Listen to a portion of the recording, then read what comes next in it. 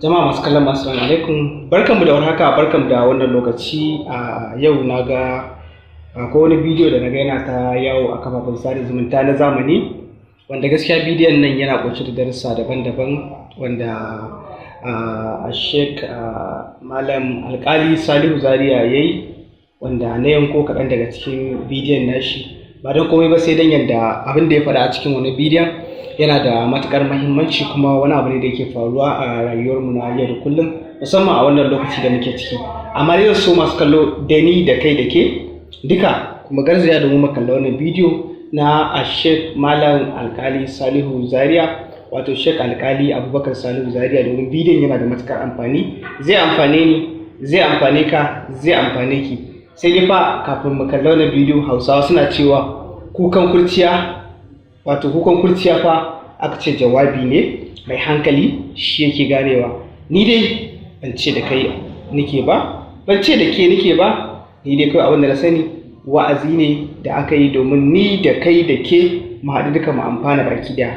A don haka mu kasance domin mu kalla wannan bidiyo. Uwa, bari in gaya muku abin da ke haifar da karayar arziki. Yau zan gaya muku abin da ke sa arzikin wasu ke karyewa. Duk sanda Allah ya baka kuɗi, to ba kai kaɗai Allah ya baiwa ba. Wallahi yan gidanku Allah ya baiwa. Duk wanda ke da matsala a gidanku ka magance mai matsalar shi kawai.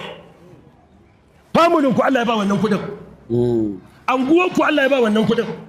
Mutanen garinku Allah ya ba wannan kuɗin. domin Qur'ani ne cewa ati zal qurba haqqahu wal miskina wa ibn as-sabil. Allah ce ku baiwa makusanta haƙƙin su. Kana da wadata a ce wai za a shiga kotu da dan uwanka ran Monday, Allah ya tsine ma wannan wadata taka albarka wallahi. Wallahi ba ta da amfani. Da dama ba zaka ga wasu yan uwansu a walakance, alhali su Allah rufa musu asiri. Wala taj'al yadaka maglulatan ila unuqika, kada ka tattara hannayenka ka lokar da su zuwa wuyanka, ka zama makwado. Wala tabsutha kullal bast, kar ka shimfida kuma dukkanin shimfidawa, ka koya musu mutuwar zuciya. Ba shi jari yi kasuwa yana cinyewa shikenan ka sallame shi, kuma kar ka bashi daga kai sai shi, sai an zo family meeting ka ce to zan fara da wani ga kuɗi ko rance ko kyauta. Idan ya je ya cinye ka gama da shi, domin mutanen da yawa wani ya dauko aure cikin yan uwanku biya mai sadaki, ka dan tafi umara su yi mai setin akwati, bikin ya matso samu wasu yan zannuwa da leshi, jefa masa duk asiri ya rufu. Hausawa ba suna cewa naka sai naka wai maruru ya ji matsar safe. Ai da kunya a ce Allah ya rufa maka asiri, asirin dan uwanka ya tono. Wannan rufin asirin naka asirin bai rufu ba. Ba za ka gane rufa ma wani asiri na da amfani ba sai ran da matsala ta kama ka. Wala taj'al yadaka maglulatan ila unuqika wala tabsutha kullal basti fataq'uda maluman mahsura. Sai ka wayi gari abin zargi wanda ya hasara.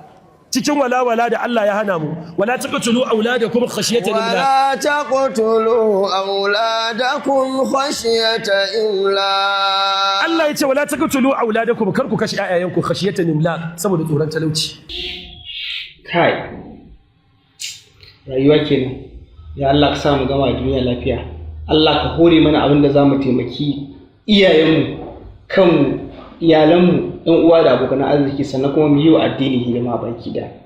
Amma dai a rayuwar da muke ciki ta yanzu, al'umma da dama ana kuskure. Sai dai in salon magana ko in ce masu azancin zance na cewa in za a gyara. Sannan kuma mu tuna fa cewa a ce ko babu mutuwa akwai tsufa. Sannan kuma babu wani abin da ke dawwama a rayuwa, walau arziki ko talauci ko wahala ko wani jin daɗi. Idan yau kai ne to gobe fa waninka ne, idan yau mu ne gobe wasu mu ne. Sai dai fatan Allah ka sa mu cika da kyau da imani. Kai bar ma dai ci gaba da aiki na kawai.